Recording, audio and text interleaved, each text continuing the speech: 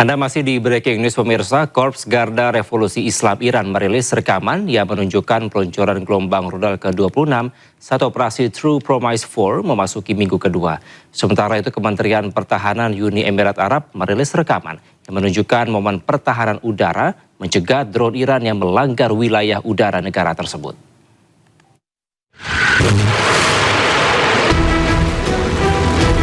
Korps Garda Revolusi Islam Iran atau IRGC merilis rekaman yang menunjukkan peluncuran gelombang rudal ke-26 saat operasi True Promise 4 memasuki minggu kedua. Lokasi dan tanggal rekaman tersebut tak dapat diverifikasi secara independen. IRGC mengatakan operasi tersebut melibatkan serangan gabungan drone dan rudal yang menargetkan lokasi-lokasi di seluruh Israel. Beberapa target berhasil dihantam dengan presisi tinggi menggunakan rudal generasi terbaru, termasuk rudal Emad dan Gahar, serta sistem rudal multi-hulu ledak Khaibar. Sementara itu, Kementerian Pertahanan Uni Emirat Arab merilis rekaman yang menunjukkan momen pertahanan udara mencegat drone Iran yang melanggar wilayah udara negara tersebut. Kementerian Pertahanan Uni Emirat Arab menandaskan tak akan ada kompromi terhadap keamanan dan kedaulatan negara dan angkatan bersenjata siap untuk menghalau ancaman apapun. Sebelumnya, Kementerian Pertahanan mengumumkan telah menangani 16 rudal balistik dan 113 drone dan tercatat 1 rudal jatuh ke laut, sementara 4 drone jatuh di wilayah negara tersebut.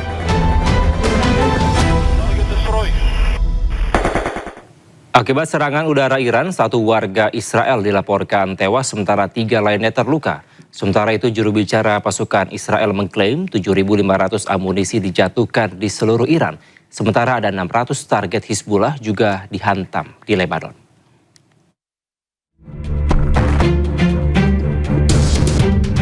Para anggota layanan ambulan Magen David Adom atau MDA terlihat menanggapi dugaan dampak bom tandan di Israel Tengah. Rekaman video menunjukkan para medis dan polisi di lokasi kejadian dekat dengan lokasi konstruksi. 1 orang tewas dan 3 lainnya terluka akibat serangan rudal balistik Iran di 2 lokasi. MDA mengatakan 2 orang pria berusia 40 tahunan mengalami luka kritis akibat pecahan peluru, 1 diantaranya meninggal dunia di lokasi konstruksi. Seorang pria berusia 30 tahunan mengalami luka serius di lokasi lain di Israel Tengah. MDA pun melaporkan 11 orang tewas dalam serangan pesawat tak berawak dan rudal Iran sejak awal konflik pada 28 Februari lalu. Sementara itu, juru bicara pasukan Israel atau IDF mengklaim IDF telah melakukan 3.400 serangan. IDF juga mengklaim 7.500 amunisi dijatuhkan di seluruh Iran, sementara 600 target Hizbullah juga dihantam di Lebanon. במסגרת המבצע ביצענו כ-3,400 תקיפות ברחבי איראן. והוצאנו משימוש יותר מ-150 מערכות הגנה איראניות. עד כה, חיל האוויר הטיל כ-7,500 חימושים על מטרות בכל רחבי איראן. מדובר בפי 2 מהכמות שהוטלה לכל אורך מבצע עם כלבי. עברנו לשלב הבא במבצע. הרחבנו את התקיפות על אתרי הייצור המרכזיים של המשטר. IDF berdalih fase terbaru serangan berfokus pada infrastruktur yang terkait dengan produksi senjata setelah intelijen Israel dilaporkan mendeteksi upaya Iran untuk membangun kembali dan memperluas manufaktur rudal. Dan pemirsa, untuk membahas serangan Amerika Serikat dan Israel ke Iran, kami telah terhubung dengan Kepala Staf Angkatan Udara tahun 2002 hingga 2005 dan juga Ketua Umum Pusat Studi Air Power Indonesia, Cepi Hakim. Selamat malam dan apa kabar Pak Cepi? Selamat malam, salam sehat. Baik Pak Cepi, ini Amerika Serikat dan Israel selalu mengklaim melakukan serangan presisi terhadap Iran. Namun kalau kita lihat di awal Pak, ini ada sejumlah sekolah, kemudian rumah sakit yang juga menelan ratusan korban jiwa. Dan terakhir ada hotel yang diserang oleh Amerika Serikat dan Israel. Menurut Anda, apakah memang serangan ini betul-betul presisi atau sembarangan sebenarnya? Menarik ini. Sebenarnya teknologi persenjataan sekarang itu memiliki kemampuan presisi ke sasaran yang ditargetkan.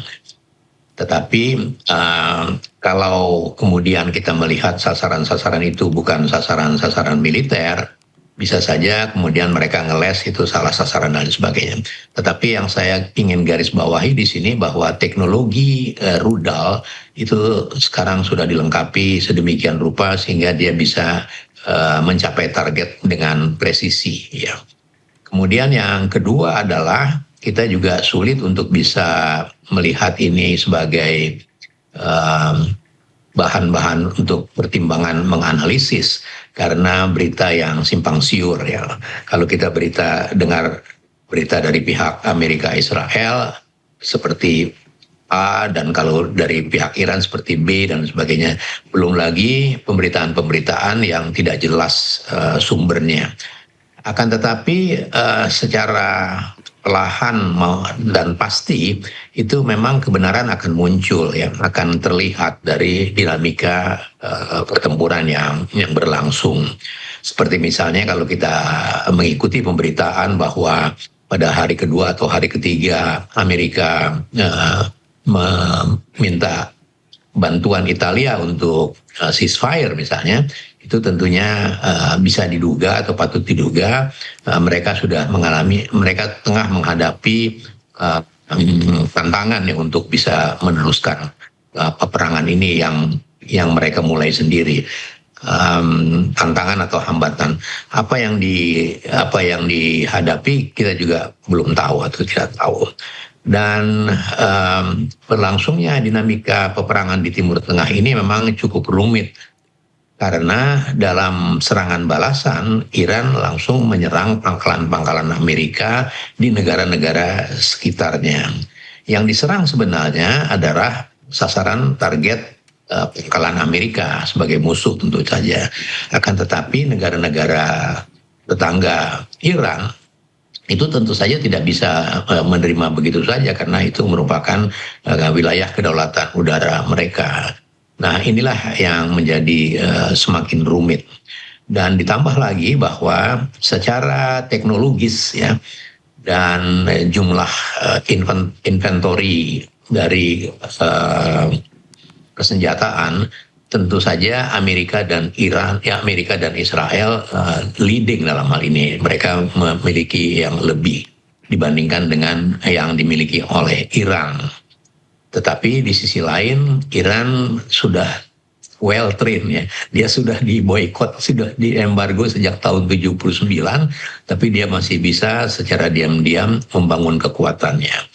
Dan ini tidak mengherankan karena Iran memiliki sumber daya alam yang istimewa, dalam hal ini minyak dan gas, sehingga dia bisa survive. Tidak hanya bisa survive, tetapi mereka juga kalau melihat sikap dari Iran yang tetap tidak menurut kemauan dari Amerika dan pada ketika dia diancam, dia balas mengancam, tentu saja itu adalah simbol atau refleksi dari Iran yang memang sudah siap menghadapi persoalan yang buruk, menghadapi masalah yang terburuk. Dan itu terlihat sekarang bagaimana pimpinannya telah dibunuh pada hari pertama. Mereka cepat sekali konsolidasi dan memilih pemimpin baru yang kemudian memimpin serangan-serangan balasan. Inilah yang kita lihat perimbangan kekuatan yang bisa dikatakan tidak seimbang atau asimetrik tetapi masih tetap berlangsung. Baik, Pak Cepi, saya tertarik dengan statement Anda bahwa sebenarnya dari teknologi rudal ini telah didesain secara presisi. Berarti apakah ini memang faktor kesengajaan atau memang faktor situasional, Pak? Anda melihat? Ya, dalam pertempuran, dalam peperangan dan pertempuran yang seperti ini, maka sutradaranya kan menyusun taktik dan strategi.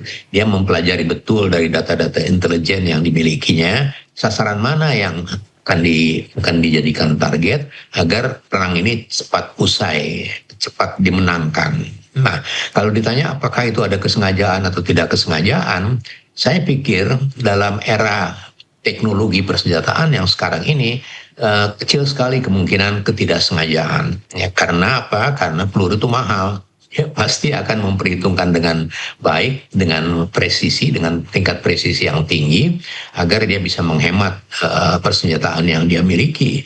Dan mengenai sasaran-sasaran itu kemudian terlihat sebagai sasaran-sasaran biadab dalam tanda petik, misalnya sekolah, rumah sakit dan sebagainya, itu saya yakin menjadi salah satu strategi masing-masing.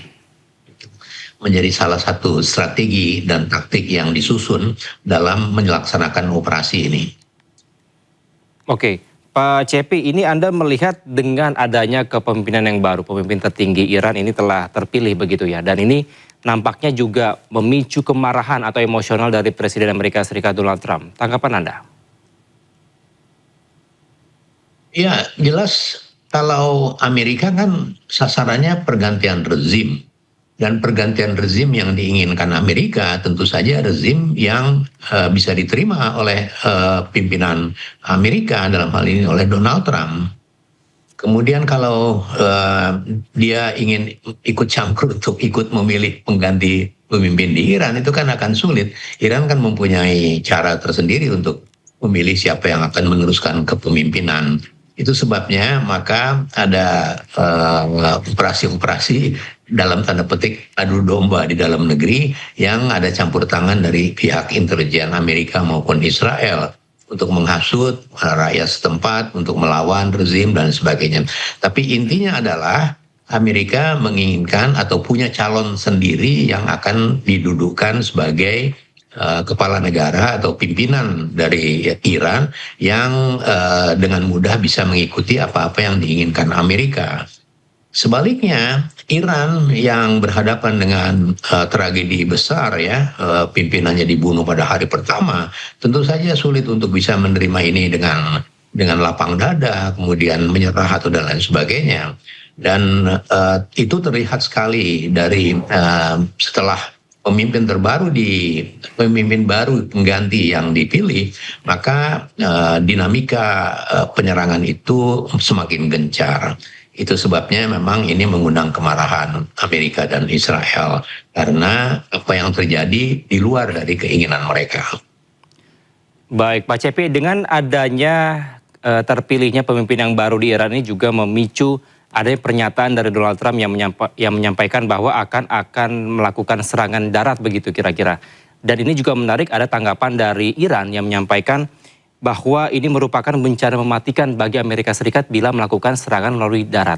Tapi saya meminta tanggapan Anda usai jeda. Pak Cepi, kita harus jeda sejenak pemirsa. Tetaplah bersama kami di Breaking News. Anda kembali di Breaking News pemirsa. Militer Iran terus melancarkan serangan udara ke sejumlah wilayah Israel di bawah kepemimpinan Mojtaba Khamenei, pemimpin baru Iran.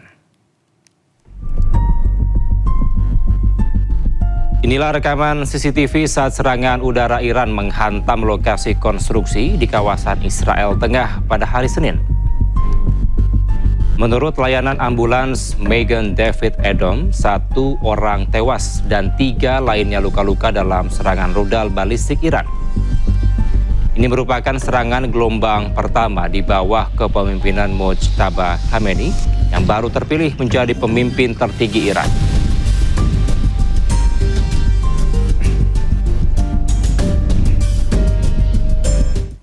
Serangan rudal hypersonik Iran dilaporkan menghantam sebuah bunker di Tel Aviv, Israel. Bunker tersebut disebut-sebut sebagai salah satu tempat persembunyian para pemimpin Israel, termasuk Perdana Menteri Benjamin Netanyahu.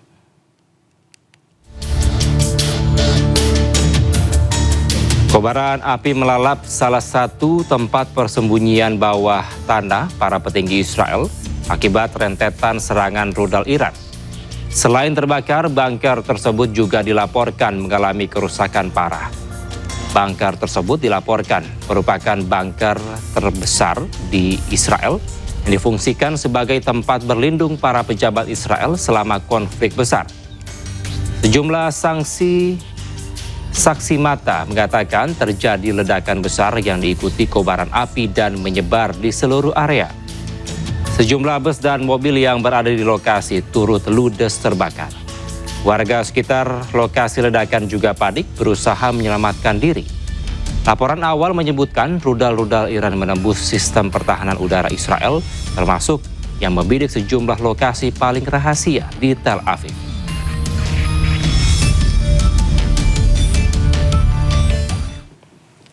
Dan pemirsa, kami akan melanjutkan dialog bersama Kepala Staf Angkatan Udara tahun 2002 hingga 2005, Cepi Hakim. Pak Cepi masih bersama kami? Ya.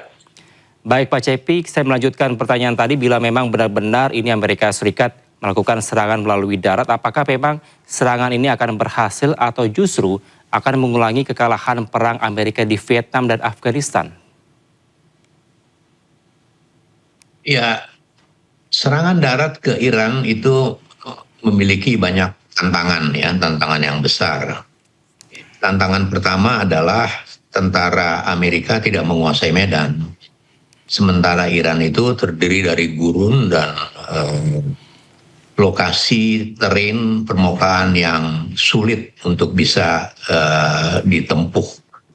Dan selain itu dari pihak menyerang, kalau di penyerangan melalui darat, risikonya banyak sekali ya, karena ada ranjau dan lain sebagainya.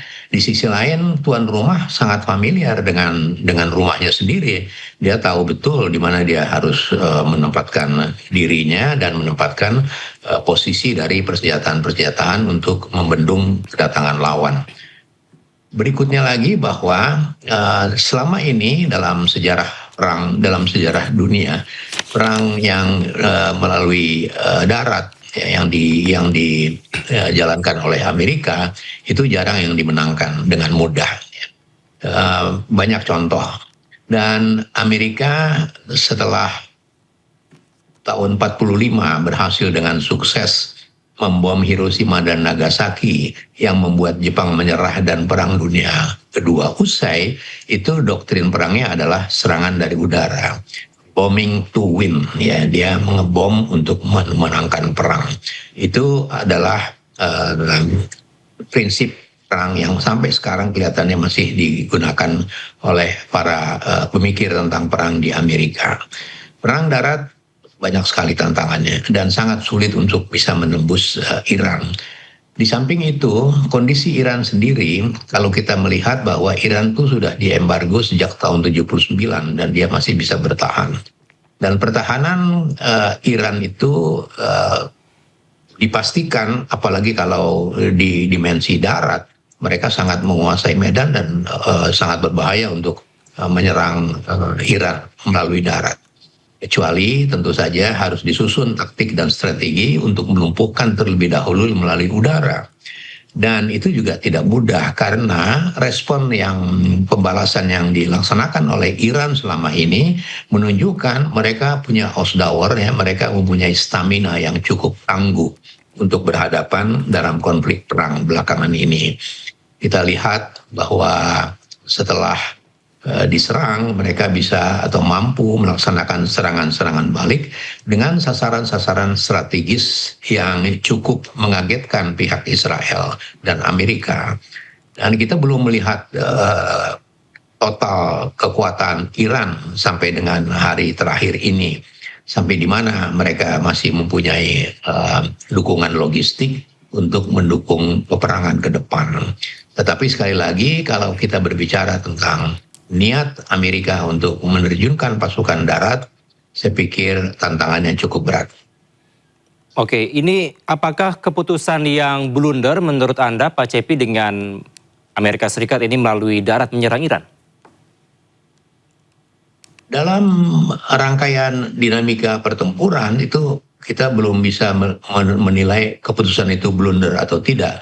Karena keputusan itu tentunya didasari dari data-data, informasi-informasi intelijen, dan analisis-analisis yang akurat tentang sebuah operasi yang akan dilaksanakan. Tentu saja mereka sudah mempersiapkan misalnya rencana operasi kalau memang akan menyerang melalui darat. Rencana operasi itu pasti akan didukung dengan data-data yang akurat, data-data intelijen, dan informasi-informasi yang up to date untuk memutuskan go atau tidak untuk melakukan serangan darat. Dan sekali lagi, serangan darat terhadap Iran itu keuntungan strategis berada di pihak Iran. Dan Iran juga sekali lagi saya harus sampaikan sudah membuktikan dirinya bahwa dia adalah sebuah negara besar dengan populasi besar dan familiar atau well trained dengan strategi perang yang asimetris. Di samping itu jangan lupa mereka juga memiliki pasukan khusus yang sangat ideologis tersebar di seluruh provinsi dan memiliki milisi basis jutaan orang ya. Dan itu tidak akan menjadi persoalan yang mudah untuk bisa diatasi oleh serangan darat dari Amerika. Oke, Pak Cepi, ada statement menarik dari Menteri Luar Negeri Iran yang menyampaikan bahwa bila Amerika Serikat ini menyerang melalui jalur darat begitu, maka akan menjadi bencana mematikan bagi Amerika Serikat. Apakah ini mengindikasikan bahwa memang kekuatan dari Iran ini melalui jalur darat atau memang bagaimana analisa Anda? Apakah juga di udara Iran kuat atau seperti apa? Ancaman yang dikeluarkan oleh seorang pejabat tinggi sebuah negara tentu saja ada dasarnya. Dan dia pasti juga memiliki data-data intelijen dan informasi-informasi yang up to date untuk bisa atau berani mengeluarkan pernyataan yang seperti itu. Dan mengancam dalam dinamika perang itu biasa. Ya, tidak mungkinlah masing-masing pihak kemudian memperlihatkan kelemahannya. Tapi sekali lagi dalam hal Iran, mereka sudah membuktikan itu pada perang lawan Irak yang 8 tahun. Ausdauer atau staminanya Iran itu tetap dapat terjaga. Dan juga berulang kali saya juga harus mengatakan lagi bahwa sejak tahun 79 dalam kondisi di embargo mereka masih mampu membangun kekuatan untuk bertahan, mempertahankan eksistensi negaranya, mempertahankan kedaulatan negaranya.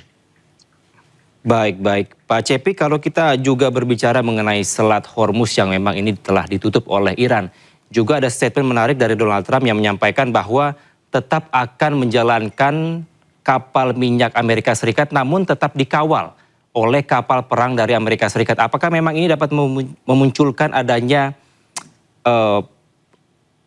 penyerangan-penyerangan baru atau eskalasi yang semakin meluas di antara kedua negara ini?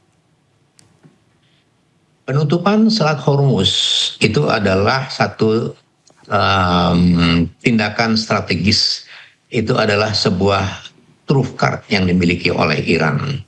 Dan tentu saja apabila Hormuz itu ditutup yang berakibat hampir 1/5 dari dukungan logistik dunia dari energi yang mengalir dari Timur Tengah itu tertutup, tentu saja banyak yang merasa terganggu dengan itu. Sehingga penutupan Selat Hormuz memang benar dipastikan akan memindahkan medan perang di Selat Hormuz. Akan tetapi keputusan Iran untuk menutup Selat Hormuz tentu saja sudah diperuntukkan sejak awal. Apabila dia menutup, apa yang akan dikerjakan? Tidak mungkin Selat Hormuz itu atau Iran itu mengumumkan ancaman, gue tutup nih ya, hanya ancaman begitu tidak mungkin. Pasti rangkaian dari ancaman itu sudah dipersiapkan apa yang dikerjakan apabila penutupan itu tidak efektif. Misalnya ada pelanggaran-pelanggaran, ada percobaan untuk menembus dengan dikawal dan sebagainya. Itu membuka medan perang baru saya pikir.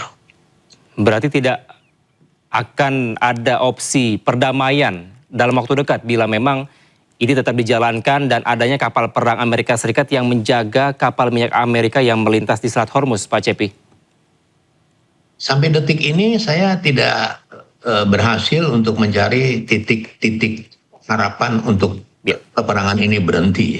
Tetapi kita bisa melihat bahwa faktor yang akan bisa atau mempunyai potensi untuk menghentikan peperangan ini ada tiga. Yang pertama adalah Netanyahu, yang kedua Donald Trump, dan yang ketiga masyarakat Amerika. Pada perang Vietnam itu sudah merupakan satu contoh yang loud and clear bagaimana perang Vietnam itu berhenti karena masyarakat Amerika tidak suka dengan perang Vietnam yang mengorbankan banyak anak-anaknya mati konyol di medan perang dan juga menghabiskan begitu banyak anggaran negara untuk perang di Vietnam sehingga Perang Vietnam selesai. Dan saya pikir sekarang ini pun Amerika mungkin saja akan mencari exit way yang keren supaya bisa selesai. Indikasi ini sudah terlihat pada ketika Amerika meminta bantuan Italia untuk mencari jalan ceasefire misalnya. Dan ceasefire ini tentu saja akan digunakan untuk konsolidasi ke dalam Amerika sendiri, konsolidasi Amerika dengan Israel. Tapi harus diingat bahwa sekarang ini atau sebelum penyerangan Amerika tempo hari, sebenarnya negosiasi itu tengah berlangsung. Dan ini yang menjadi lebih rumit lagi konflik yang tengah berlangsung sekarang ini. Tetapi ada masalah-masalah tertentu yang akan sangat menentukan karena dukungan logistik untuk perang setiap negara itu ada batasnya, ada limit bahwa mereka bisa perang sampai berapa lama dan itu diperhitungkan dengan benar. Dan perang Amerika membantu Israel di Timur Tengah itu cost-nya sangat tinggi dan Amerika sendiri masih berhadapan dengan banyak kerjaan rumah di dalam negeri sendiri. Amerika masih berada di tengah US-China trade war dan juga persoalan Rusia Ukraina yang belum selesai, sehingga saya mau berpikir bahwa Amerika sekarang tengah mencari exit way yang keren, exit way yang pantas untuk mereka bisa menghentikan ini. Baik. Pak Cepi, bila kita melihat juga ini adanya dukungan kepada Iran dari Tiongkok dan juga Rusia yang bersifat strategis, tapi ini menghindari adanya keterlibatan secara militer di tengah eskalasi yang ada. Analisa Anda seperti apa? Ya. Setiap peperangan itu pasti mempunyai pengaruh yang besar terhadap negara-negara lainnya. Paling tidak perang di Timur Tengah itu pasti mempunyai pengaruh di regional, di kawasan Timur Tengah sendiri. Perang atau konflik yang terjadi itu selalu berawal pada umumnya berasal dari dua hal. Perebutan teritori dan perebutan sumber daya alam, dalam hal ini energi, ya. Dalam hal ini minyak dan gas. Timur Tengah adalah gudangnya, ya, national resources, gudangnya kekayaan alam, gudangnya energi, minyak dan gas. Sehingga perang antara Iran dengan Israel yang di belakangnya ada Amerika itu berdampak banyak sekali ke negara-negara lain yang tidak suka untuk perang ini berlangsung terus. Dan saya kira sangat logis kalau di belakang layar kemudian Rusia dan Cina itu memberikan bantuan secara tidak langsung kepada Iran karena ada kepentingan di situ. Banyak kepentingan kebutuhan energi dari Rusia maupun Cina itu berasal dari Timur Tengah, dalam hal ini dari Iran. Ya. Sehingga kalau ada sinyalemen bahwa mereka membantu, saya pikir itu sesuatu yang logis saja. Baik. Berarti memang Timur Tengah merupakan gudangnya energi, minyak, dan gas. Maka apakah itu motifnya Pak Cepi sehingga Amerika Serikat ini menyerang kilang minyak dari Iran? Dan apakah memang ini sengaja untuk melemahkan sistem persenjataan dari Iran? Kalau melihat fenomena yang diperlihatkan oleh Donald Trump di Venezuela, maka sangat masuk akal kalau juga Donald Trump berkepentingan untuk menguasai Iran. Karena Iran yang memiliki juga salah satu negara yang memiliki cadangan energi yang terbesar di dunia. Dan patut diketahui bahwa energi minyak dan gas itu walaupun sekarang sudah orang banyak berbicara tentang energi terbarukan, maka energi minyak dan gas saya pikir masih puluhan tahun ke depan itu masih banyak dibutuhkan di dunia ini. Dan ambisi Amerika pasti tentang energi itu. Tetapi di sisi lain ambisi Amerika itu memang nyekrup ya, atau sejalan dengan ambisi Israel. Ambisi Israel dalam hal ini adalah Israel tidak menginginkan negara-negara di Timur Tengah siapapun itu memiliki senjata nuklir. Siapa aja yang mempunyai tendensi atau mempunyai gejala membangun tenaga nuklir untuk persenjataan, itu pasti diserang oleh Israel. Dia tidak merasa nyaman dengan itu. Kalau kita ingat Osirak ya di Irak itu diserang oleh Israel pada ketika mereka membangun reaktor nuklir di Irak yang sudah melampaui 50% untuk bisa selesai, dan itu disikat habis. Nah, belakangan ini atau akhir-akhir ini Israel mensinyalir bahwa Iran tengah mengembangkan persenjataan nuklir dengan proses-proses mempersiapkan tenaga nuklir tidak hanya untuk kepentingan damai tapi juga untuk kepentingan persenjataan. Itu adalah dari sisi sudut pandangnya Israel, sehingga apa yang diinginkan oleh Israel dan apa yang diinginkan oleh Amerika itu menjadi sejalan. Itu sebabnya mereka bersekutu, mereka menjadi aliansi yang sangat kompak dalam menyerang Iran. Baik. Pak Cepi, terakhir apa prediksi Anda atau bagaimana ke depannya dari skenario perang yang dilakukan dari Amerika Serikat Israel terhadap Iran maupun sebaliknya?